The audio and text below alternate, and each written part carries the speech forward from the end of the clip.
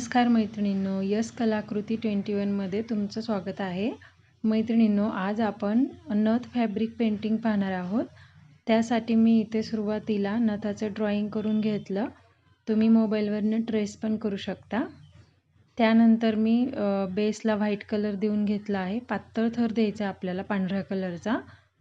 आणि आता मी आतला जो स्टोन आहे त्या स्टोनला मी इथे गुलाबी कलर म्हणजेच पिंक कलर देते। त्या पिंक कलरमध्ये मी कुठलाही कलर दुसरा मिक्स केलेला नाही आहे।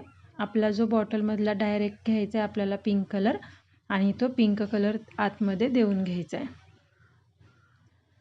आता वरच्या स्टोनला पिंक कलर देऊन झाल्यानंतर खाली जे आडवे स्टोन दिसत आहेत तुम्हाला, ते देखील आपले स्टोन आहेत।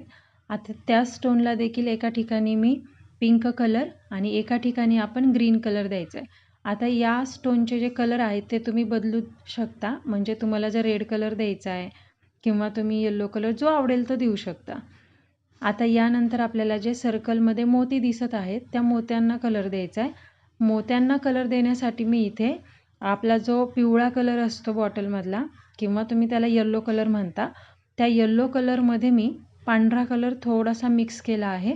म्हणजे डार्क येलो ठेवायचा नाही आपल्याला, थोडासा लाईट करायचं आहे।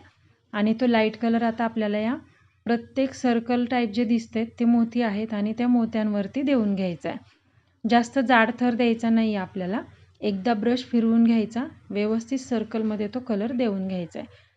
फक्त साईडला जे तुम्हाला दोन दिसत आहेत मोती, ते मात्र तुम्हाला तिथेच ग्रीन कलर आणि पिंक कलर द्यायचा आहे।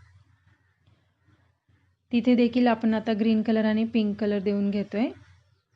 तो देऊन झाल्यानंतर आता आपल्याला जो वरती मोठावाला स्टोनला जो आपण पिंक कलर दिलाय त्याच्या साईडने आपल्याला गोल्डन कलर द्यायचा आहे। पूर्ण गोल्डन कलर आता तिथे देखील देऊन झाल्यानंतर जे आपले सर्कल टाईपमध्ये जे छोटे छोटे मोती आहेत त्या मोत्यांना मी इथे ब्राऊन कलरची आउटलाईन करते। आता आउटलाईन तुम्हाला आवडेल तर तुम्ही करू शकता, नसेल करायची तरी चालते। जर आउटलाईन करणार नसाल तर दोन मोत्यांमध्ये जास्त स्पेस ठेवायचा नाही। आता जेवढे येलो कलरचे मोती होते त्या सर्व मोत्यांना आपण ब्राऊन कलरने आउटलाईन दिली।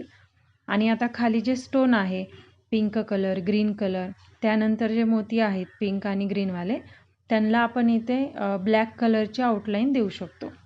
आता साईडला जी मी इथे ब्लॅक कलर त्या काडीवरती नथाच्या त्या लाईनवरती देऊन घेते, तिथे देखील तुम्हाला एक लाईन ब्लॅक कलरची घ्यायची आहे।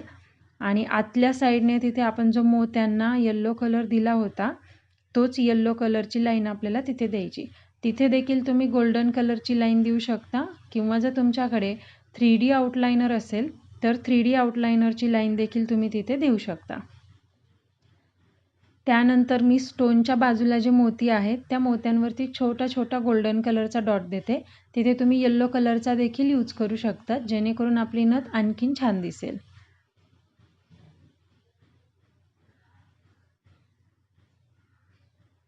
आता यानंतर आपल्याला आज जो मोठावाला स्टोन आहे त्यावरती दोन्ही साईडने सी शेपमध्ये थोडासा हलकासा लाईट कलरमध्ये व्हाईट कलर देऊन घ्यायचा आहे। जसा मी तो आकार दिला आहे अगदी त्या आकारात खालच्या स्टोनवरती देखील आपल्याला सी शेपमध्ये व्हाईट कलर द्यायचा आहे, आणि त्या दोन मोत्यांवरती देखील, जेणेकरून आपली नथ आणखीन रिअल टाईप आणि छान दिसेल।